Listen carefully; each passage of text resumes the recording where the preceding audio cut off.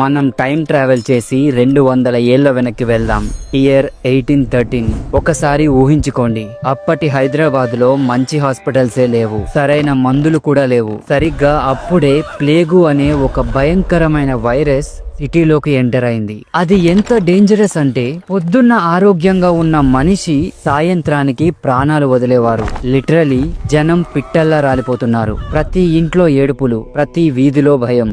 City మొత్తం ఒక దెయ్యాల దిబ్బలా మారిపోయింది. గవర్నమెంట్ చేతులెత్తేసింది. వేల మంది చనిపోతున్నారు. సిటీ ఎకానమీ మొత్తం కుప్పకూలిపోయింది. ఇక దేవుడే దిక్కు అని అందరూ ఫిక్స్ అయిపోయారు. కానీ వాళ్ళకి తెలియదు, వాళ్ళ ప్రార్థనలకు సమాధానం కొన్ని వందల కిలోమీటర్ల దూరం నుంచి రాబోతుందని. అదే టైంలో హైదరాబాద్ కు చెందిన కొందరు సోల్జర్స్ మధ్యప్రదేశ్ లోని ఉజ్జయినిలో డ్యూటీలో ఉన్నారు. కానీ వాళ్ళ మైండ్ మొత్తం హైదరాబాద్ గురించే ఆలోచిస్తోంది. ప్రతిరోజు వాళ్ళ కుటుంబ సభ్యులు, స్నేహితులు చనిపోతున్నారనే న్యూస్ వాళ్ళకి చేరేది. వాళ్ళు ఎంత టార్చర్ అనుభవించారో ఇమాజిన్ కూడా చేసుకోలేం. కానీ వాళ్ళ చేతుల్లో ఏమీ లేదు. కనిపించే శత్రువు అయితే పోరాడగలరు, కానీ అది కనబడని శత్రువు. అప్పుడే వాళ్ళు ఒక డేరింగ్ డెసిషన్ తీసుకున్నారు. వాళ్ళు నేరుగా ఉజ్జయిని మహాకాళి టెంపుల్ కి వెళ్లారు. అక్కడ అమ్మవారి పాదాల మీద పడి, తల్లి, మా హైదరాబాద్ ను కాపాడు, ఈ భయంకరమైన రోగాన్ని ఆపు, నువ్వు మా సిటీని కాపాడితే మేము తిరిగి వచ్చి నీకు గుడి కట్టి లైఫ్ లాంగ్ బోనం సమర్పిస్తాం అని మొక్కుకున్నారు. ఇది జస్ట్ ఒక మొక్కు కాదు, అది వాళ్ళ చివరి ఆశ.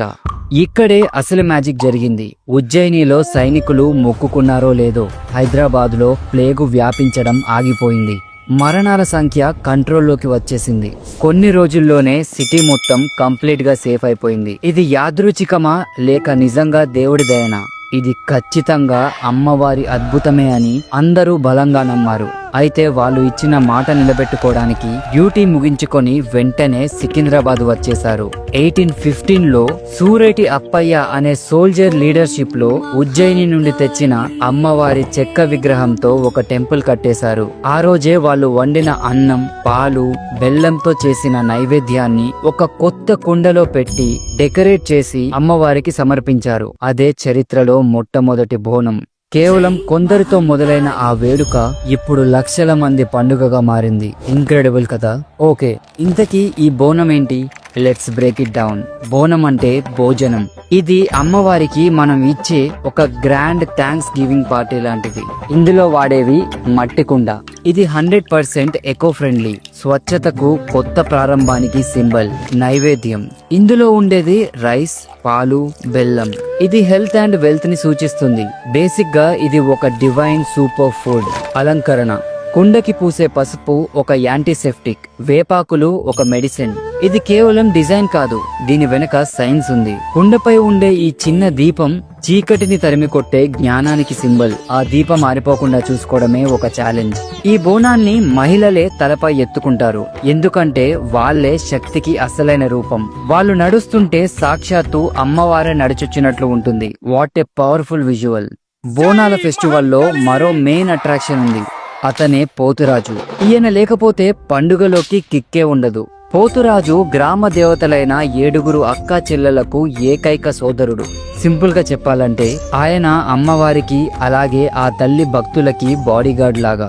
చూడటానికి ఒక వారియర్ లా ఉంటాడు. ఒళ్ళంతా పసుపు, నుదుటపై పెద్ద కుంకుమ బొట్టు, కాళ్లకు గజ్జెలు. ఆయన లుక్కే అదిరిపోతుంది.